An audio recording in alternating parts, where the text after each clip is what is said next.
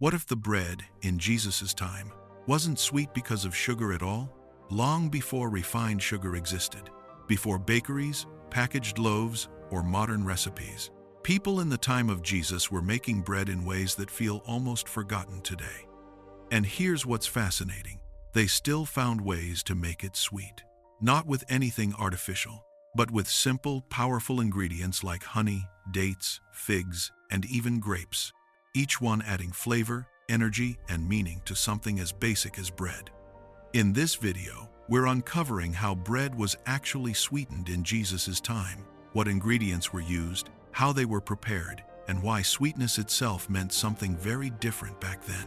Because this isn't just about food. It's about survival, culture, and a way of life that understood simplicity in a way we've almost lost. And stay with me until the end, because one of these ancient sweeteners wasn't just food. It was a symbol of blessing, abundance, and one of the most repeated promises in the entire Bible. If you're drawn to biblical food, ancient traditions, and the hidden meaning behind everyday things, make sure to subscribe and let's step back into the world of Jesus' time. 1. Honey, the sweetness of abundance and promise. If there was one sweetener that defined the world of Jesus' time, it was honey. Not refined sugar, not syrups in bottles, but something gathered directly from nature, wild, golden, and deeply valued.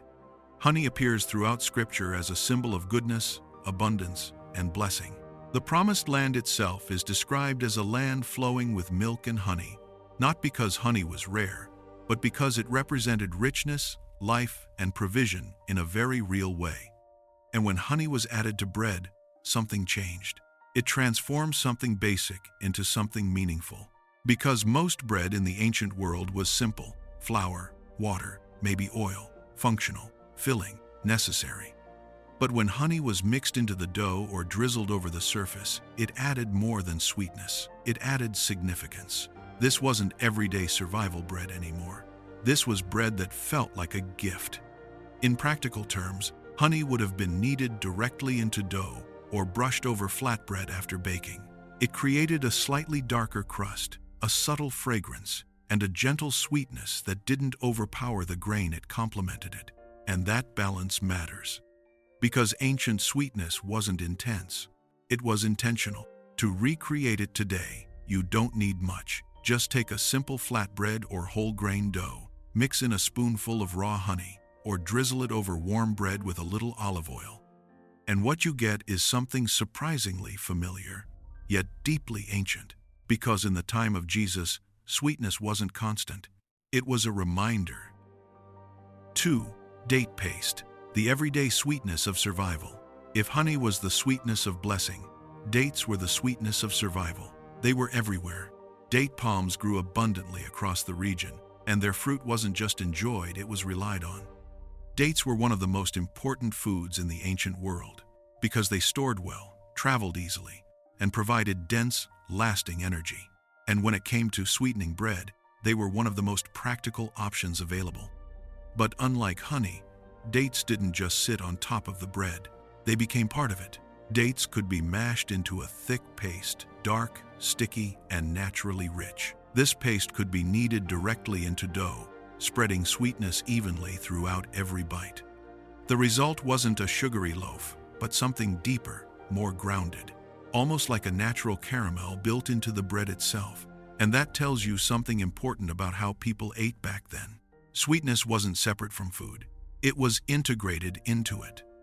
A loaf made with date paste would have been denser, slightly darker, and more filling than ordinary bread. It wasn't just sweeter, it was more sustaining. This was the kind of bread you could carry through a long day of labor, a journey, or a season of uncertainty.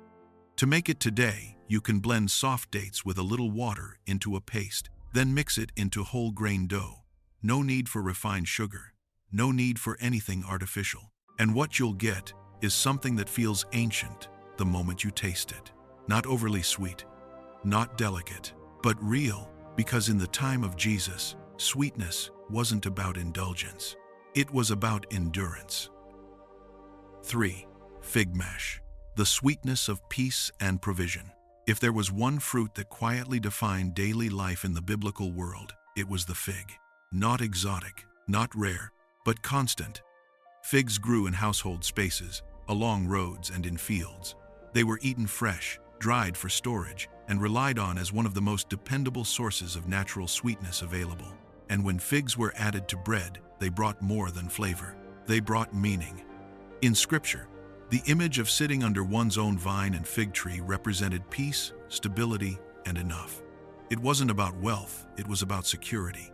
A life where basic needs were met, and fig-sweetened bread fits perfectly into that world. Figs could be chopped, crushed, or mashed into dough, releasing natural sugars and moisture that softened the bread and added a gentle, earthy sweetness.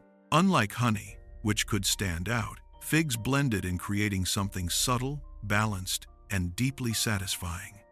This wasn't celebration bread. This was everyday goodness. A loaf made with figs would have been slightly sweet, dense, and nourishing. The kind of bread you eat slowly, the kind that stays with you. And that's what makes it so powerful. Because it reflects a kind of life we rarely see now, one built on simple, reliable things. To recreate it, you can take dried figs, soften them in warm water, then mash and fold them into whole wheat or barley dough. Add a little olive oil, maybe a pinch of salt, and bake it simply. What you'll get isn't flashy, but it feels right. Because in the time of Jesus, sweetness didn't always announce itself. Sometimes it just existed quietly in the background of a life that was enough. 4. Raisins, the sweetness of stored abundance. In the ancient world, grapes were more than fruit. They were a sign of life, harvest, and abundance. But fresh grapes didn't last long, so people found a way to preserve that sweetness by drying them into raisins. And in doing so, they created one of the most practical sweeteners of the time. Because raisins weren't just sweet, they were durable. They could be stored for long periods, carried on journeys, and added to food whenever needed. And when it came to bread, they offered something incredibly valuable: concentrated sweetness in small, portable form. Instead of sweetening the entire dough, raisins were mixed in little pockets of flavor scattered throughout the bread. And that changes the experience completely. Because now, sweetness isn't constant. It's discovered. A bite of plain, hearty bread, followed by a burst of natural sweetness, then back again. It creates contrast, texture, and a rhythm that makes simple food feel more interesting. This kind of bread would have been both practical and meaningful. It could serve as daily nourishment, travel food, or something slightly elevated for sharing. To make it today, you can knead a handful of raisins into whole grain dough, letting them soften and expand as the bread bakes. You don't need sugar. You don't need anything refined. And what you get is something beautifully balanced. Because in the time of Jesus, sweetness wasn't everywhere. But when it appeared, it mattered. 5. Grape syrup, the deep sweetness of the harvest. If raisins were one way to preserve grapes, grape syrup was another. And it may have been one of the most overlooked sweeteners of the ancient world. By slowly boiling down grape juice, people could create a thick, dark syrup rich in flavor, slightly tangy, and deeply sweet. This wasn't quick food. It required time, patience, and a harvest worth preserving, which means it carried meaning. Because anything that takes time to make is rarely taken for granted.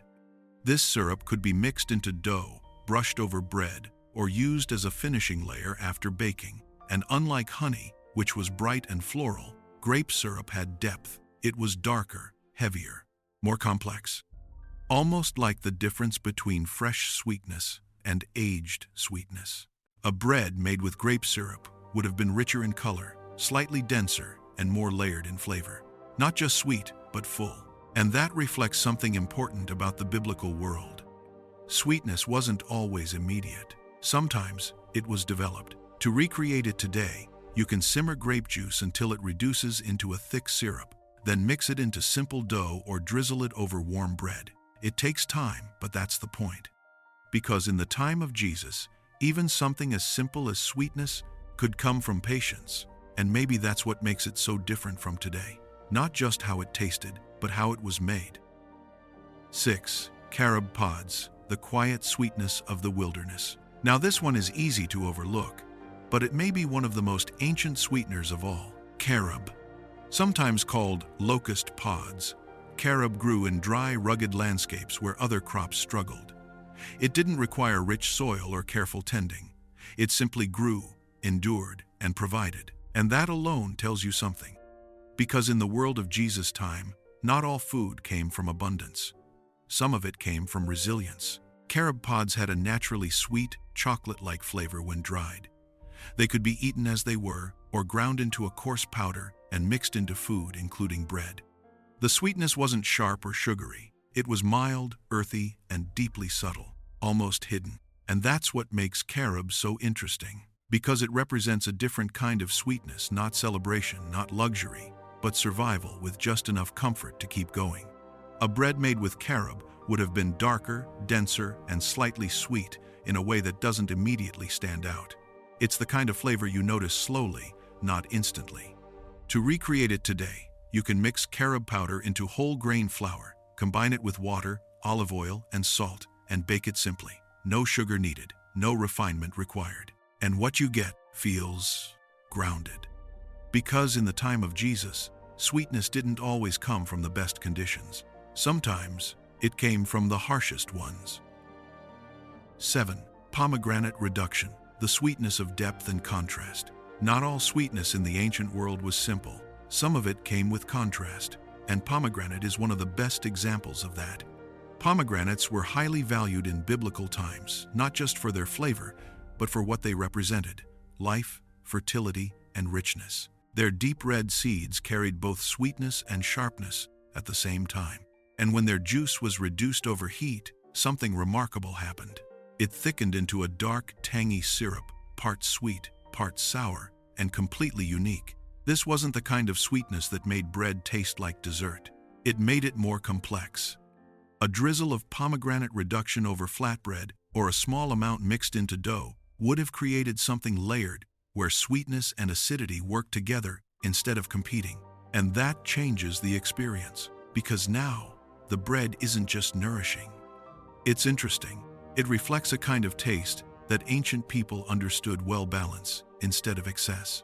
To recreate it today, you can simmer pomegranate juice until it thickens into a syrup, then brush it lightly over bread or mix a small amount into dough. What you'll get isn't overly sweet, but it's memorable. Because in the time of Jesus, sweetness didn't always stand alone. Sometimes it came with tension. 8. Milk or curd, the subtle sweetness you don't notice at first. This one is different, because it doesn't look like a sweetener at all. Milk or curd. In the ancient world, dairy was a regular part of life. Goats and sheep provided milk, which could be consumed fresh or turned into yogurt-like curds. And while it wasn't sweet in the way honey or fruit was, it still carried something important: natural sweetness. Lactose, the sugar found in milk, adds a gentle, almost unnoticeable sweetness when baked into bread.